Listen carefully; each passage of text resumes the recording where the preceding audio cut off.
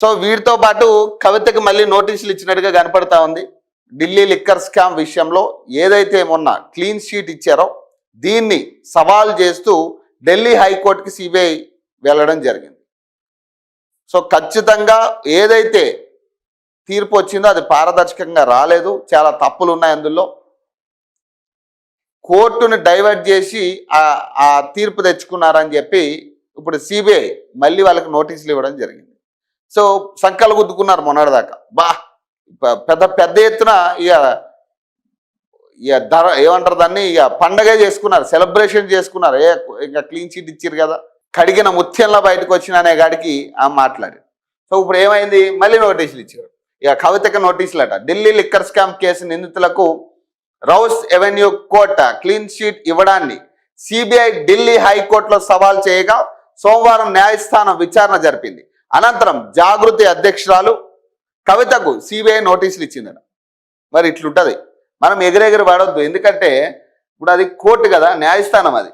ఇప్పుడు న్యాయస్థానంలో ఎప్పుడు ఏం జరిగిందో తెలియదు. ఇప్పుడు దీని వెనక ఎవరు ఉన్నారనే ఆలోచన కూడా చాలా మందికి వస్తుంది. ఇప్పుడు మొన్న ఏదైతే క్లీన్ షీట్ ఇచ్చిందో అప్పుడు కూడా చాలా ఈమె ఆల్రెడీ కాంగ్రెస్ పార్టీతో పొత్తులో ఉంది, లేదా బీజేపీ సపోర్ట్ చేసి ఉండొచ్చు,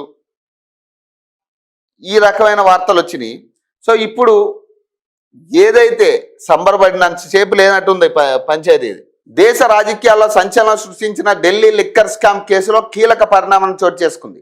తెలంగాణ జాగృతి అధ్యక్షురాలు కవిత, ఢిల్లీ మాజీ సీఎం అరవింద్ కేజ్రీవాల్, మాజీ డిప్యూటీ సీఎం మనీష్ సిసోడియా సహా మొత్తం 23 మందికి ఢిల్లీ హైకోర్టు నోటీసులు జారీ చేసిందట. సిబిఐ కేసులో ప్రతివాదుల నుంచి సమాధానాలు కోరింది. ఈ కేసులో నిందితులకు రౌస్ ఎవెన్యూ కోర్టు ఇటీవల క్లీన్ చీట్ ఇవ్వడాన్ని సిబిఐ ఢిల్లీ హైకోర్టులో సవాల్ చేసింది. ఈ పిటిషన్పై సోమవారం న్యాయస్థానం విచారణ జరిపింది.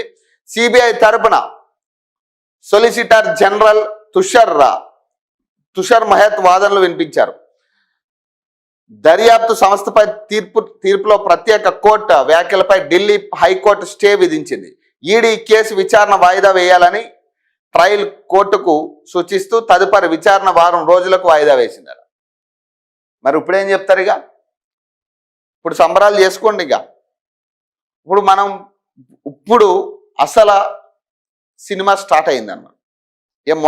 మొన్న ట్రైలర్ అనుకోవచ్చు దాన్ని. ఇప్పుడు వీళ్ళు విచారణ ఎదుర్కోవాలి. ఇప్పుడు ఈ నోటీసులు బట్టి వీళ్ళు హాజరయ్యి